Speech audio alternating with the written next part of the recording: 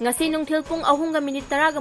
tarakpada Bisnupur district ki manung chana leiba Phubala High Canal gi lokol da lo Suduna Leiba Loumi1Kuki Militant chingnaba singna Kaplakpa Nongmei maruna Makhutta Panbadagi Sokle Soklaba Loumi adugi maming ningthaujam biren chahi humpu sure mahaki oi thangba khujengda Nongmei maru ama panbadagi Bisnupur District Hospital da pukhatuna laikat naraba matung Makhutta Rims Hospital da refer tawkhre hairi thaudok asigi matangda manak nakuda Leiba Loumi singna phongdorakpagi matung inadi ngasi nungthil pung 3 khara helakpa duaida kuki khara kumtharaktuna Nongmei kaptharakpagi makol 6-8 lom kapagi makol takhi maduna maram odina lokol aduda lo suramba Loumi sing mipaiba poknakhi thaudok thokpamda Manipur Police amadi Central Force sing changsinduna thijinbagi thabak chathakre loinana Nongmei maru adu kuki singna kaplakpani haina singna phongdokhi thaudok asigi matung tarakpada State Force amadi Central Force sing thaudok thokfamda changsinkhre amaromda ngasigi thaudok asigi chapchaba khongthang hayenggi ayuki pung 12 taba fawgi manungda laukhalaktrabadi Manipur pumba total shutdown gi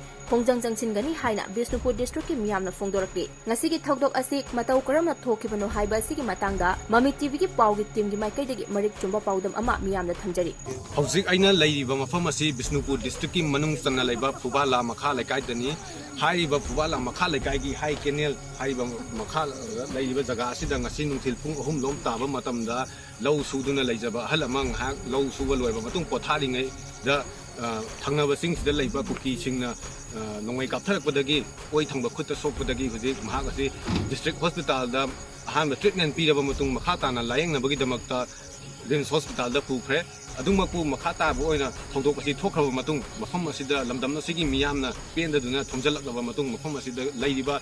SSB amadi tongan ama security force adi mafam jida hanbi khro akoi masana khujasing oina ngakcha gi haibagi pawdam adudi pibirei adungmaku tongan ama security force mafam asida ngak senduna leibagi mami adudi uri hujik khujasing adu loinabak tanthokhraba matung mafam asida security force sing ngak senduna leiri haiba mioi si ningthogjam biren kawi masagi sei humfurom sure hairi adu mahak hujik khudung thiningai di oidre adu mahaki oi thangba Makhutta Nongmei maruna panbadagi hujik Makhutta na Rims Hospital la layeng chathanabagi damakta treatment chathari haibagi pawdam adudi akoina phangba ngami hojik lamdam asigi khoisaungna miyamna tidim lambi da thoktuna hojik lambi da phamjanduna lambi thingbagi thabaksu yamna kanna chathari ningsingbe yai haukiba numit nini humni gi mamang makta da akoigi Imphal East ki manung chana leiba Laitan Kokui da su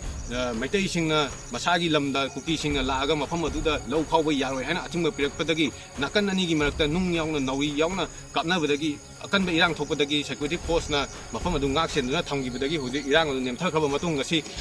tarpoina haiba Phubala gi high canal makha asida ngasi amuk lau sudana maitai singna leijaba mafam asida kuki militant singna basingna amuk Nongmei kapsalaktuna mi jinjak tanabagi damakta lau sujariba singda sumaina aki akhang pirakpa asi lamdam asigi miyamna yamna penadre amadi hojik Makhutta bo pawdam akoi lambi da thoga lambi thingba imaibal singa unazuruna Makhutta bo pawdam tamjake MAMI TV engta dana lebiu hiram asigi metangda pawdam jariba kyam manganga loinana cameraman Robaskar MAMI TV News Phubala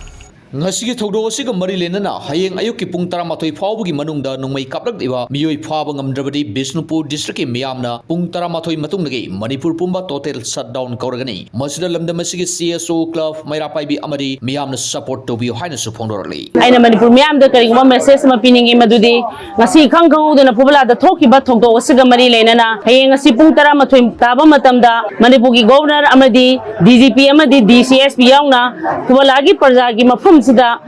lakpire haira kanduda Phubala parja miyam ga punna phaminare haira kanduda hairiba ngasigi thogdok aduda thogdok thokriba Nongmei kapagi thogdok aduda Nongmei na kapamiba nupa adubu Phubala parja miyam gi mamangduda sinabi amadi Phubala parja miyam gi mafamda sini haiba pot adu thambida bataragadi hayeng pung 13 hek tabagi matungdagi de Manipur pumbagi ekoina Manipur gi miyam da su khangan jabaga loina Manipur pumbagi ekoina shutdown asi lak tawjaragani kariguba shutdown asi tawu matamda ekoi gari nungni maru oina gari nungni ana eki karigi chatpa matamda ekoina ka shopan be pijaroi adumapu karigumba ekoina hariba matam asidaida asigi matungda karigumba Makhutta na lakpida ba thokpa taragadi ekoige akanba saudanga loina na akan ba khongang changchal kani haibasi ngasi aina miyang mafamda thamjari